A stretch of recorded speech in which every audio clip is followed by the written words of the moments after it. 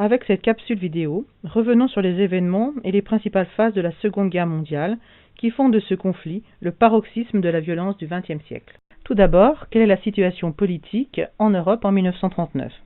Alors quand on regarde la carte, on voit que les dictatures sont nombreuses et parmi elles, deux se distinguent, l'Allemagne et l'Italie. Ils signent ces deux pays un pacte d'acier, c'est-à-dire une alliance militaire offensive en 1939. Hitler pour l'Allemagne et Mussolini pour l'Italie sont déjà impliqués dans un autre système d'alliance avec le Japon depuis 1936-1937. En effet, ils se sont alliés dans un pacte anti-Comintern, c'est-à-dire anti-soviétique. Enfin, en août 1939, l'Allemagne nazie propose à l'URSS un pacte de non-agression qui est validé par les deux camps le 23 août. Une clause secrète prévoit le partage de la Pologne entre deux. Passons maintenant aux grandes étapes du conflit.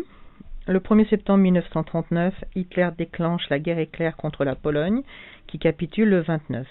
Cette invasion est à l'origine de la Seconde Guerre mondiale.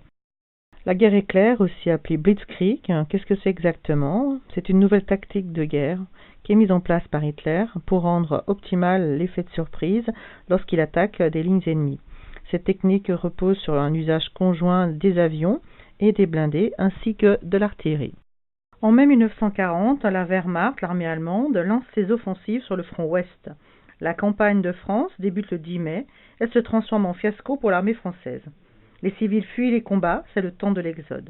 Le 14 juin, les troupes allemandes défilent sur les Champs-Élysées. À partir de juin 1940, seul le Royaume-Uni résiste au rouleau compresseur nazi. Hitler fait bombarder Londres jusqu'en mai 1941, mais le Blitz est un échec pour lui.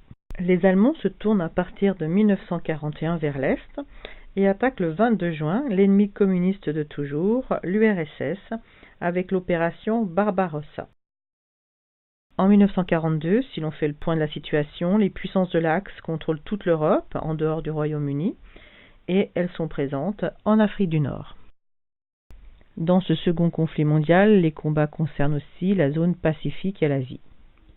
Le 7 décembre 1941, les Japonais attaquent la base aéronavale américaine de Pearl Harbor dans l'archipel hawaïen.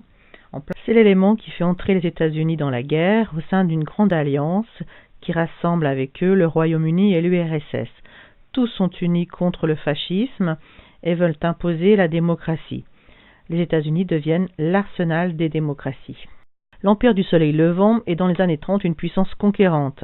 Il est déjà présent en Mandchourie dès 1931 et il se lance en guerre contre la Chine à partir de 1937, guerre durant laquelle il s'illustre par des massacres de grande ampleur comme à Nankin.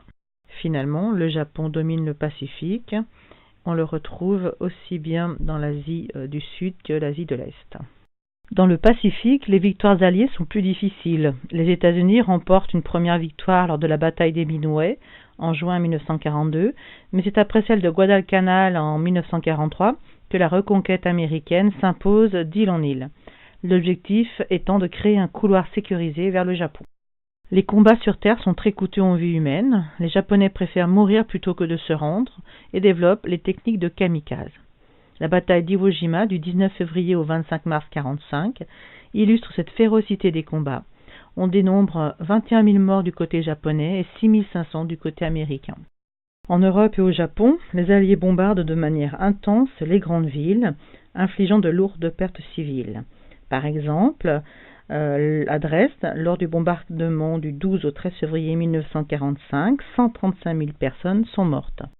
À Tokyo, dans la nuit du 9 au 10 mars 1945, 1700 tonnes de bombes sont larguées sur 40 km² de la ville, provoquant le décès de 95 000 personnes. À partir de 1943, l'armée rouge libère l'Europe de l'Est.